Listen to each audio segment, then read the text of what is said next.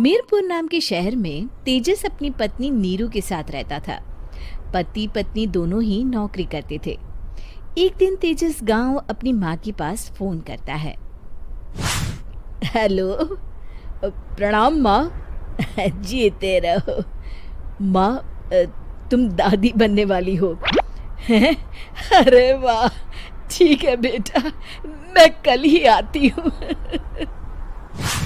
जब माँ जी शहर पहुंची तो बेटे बहू ने बहुत अच्छे से स्वागत किया। लीजिए माँ जी, चाय। अरे गर्मा गर्म पकोड़े ले आओ माँ के लिए। नीरू रसोई में गई और 2 मिनट में ही पकोड़े ले आई। जी ये लीजिए। बहू जादू से बनाए हैं क्या? अभी तो रसोई में गई थी। यम्मी। माँ जी, शीला रसोई में पकोड़े तल रही है, मैं बस लेकर आई। हे भगवान, मेरा धर्म भ्रष्ट कर दिया तूने। अब तो गंगा जल से शुद्धिकरण करना होगा।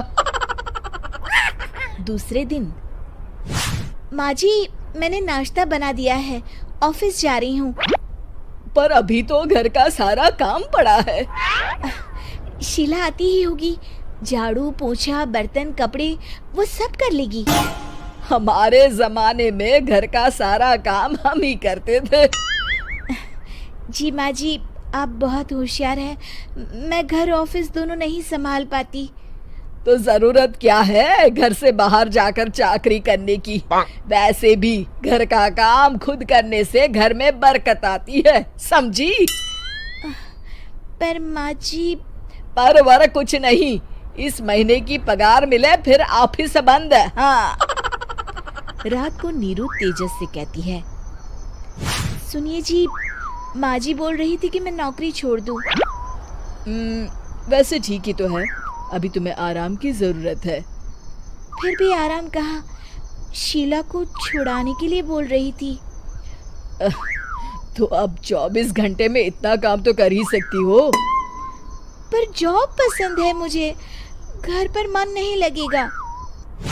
अगले दिन जब दोनों ऑफिस के लिए निकल रहे थे, मेरी तो कोई कीमत ही नहीं है इस घर में। माँ जी, आजकल महंगाई बहुत है, रहन सहन भी बदल गया है, दोनों नौकरी करते हैं तभी ठीक रहता है। अच्छा, तू कहना क्या चाहती है? मेरा बेटा तुझे बिठा के खिला नहीं सकता? तू ही इस घर का खर्च चला रही है, हैं? नहीं माँ जी, मेरा वो मतलब नहीं था। मतलब खूब समझती हूँ, ये बाल धूप में सफेद नहीं किए मैंने। हाँ। अब तो ये रोज का काम हो गया था। तेजस भी रोज की झिकझिक से परेशान हो गया था। एक दिन उसने कहा, नीरू, वैसे भी तुम्हें मैटरनिटी लीव मिलने वाली है, तो अभी से ही छुट्टी ले लो। पर क्या, मेरी सैलरी अच्छी खासी है। आखिर नीरू ने रिजाइन कर दिया। जब बच्चा हुआ तो घर में सब बहुत खुश हुए। कुछ दिनों बाद तेजस फाइल देख रहा था। क्या हुआ तेजस, कुछ परेशान लग रहे हो?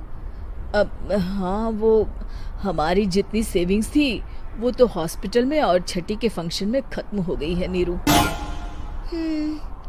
और अभी वैसे मंदी चल रही है तो मैं बोल रही थी कल मुन्ना को हेपेटाइटिस का टीका लगवाना है।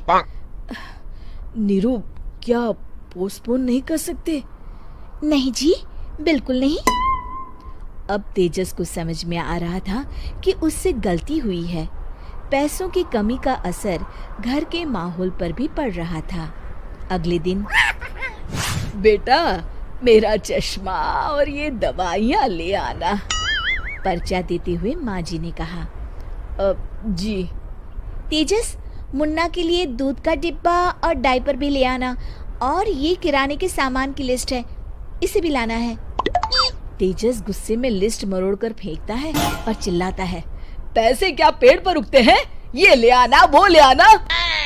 अरे पर ये जरूरत का सामान ही है। वो गुस्से में बिना कुछ कहे ऑफिस चला गया। अरे लंच तो ले जाइए। नीरू दौड़कर डिब्बा पकड़ाती है। एक दिन खाना खाने के बाद, नीरू, अब तो मुन्ना कुछ बड़ा हो गया, तो अब तुम वापस ज्वाइन कर लो ना जॉब। पर इस रिसेशन में जॉब मिलना बहुत मुश्किल है। ट्राई तो करो। फिर मुन्ना, माँ जी है ना, और एक फुल टाइम मेड भी लगा लेंगे।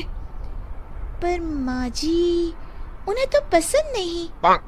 तभी माँ जी वहाँ आ जाती है और प्यार से नीरू के सर पर हाथ फेरते हुए बोलती है, अब मेरी समझ में आ गया बहू, पहले के और अब के समय में अंतर है। तुम काम शुरू करो, मुन्ना की जिम्मेदारी मेरी। मेरी प्यारी माँ जी, ये कहकर नीरू उनके गले लग गई। शिक्षा, परिवर्तन संसार का नियम है, हमें भी समय के साथ चलना चाहिए। उम्मीद है कि आपको हमारी ये कहानी पसंद आई होगी। कृपया हमारे चैनल को सब्सक्राइब करें और सभी अपडेट्स के लिए बेल आइकन जरूर क्लिक करें। और हाँ, वीडियो लाइक और शेयर करना मत भूलिएगा। Bye bye.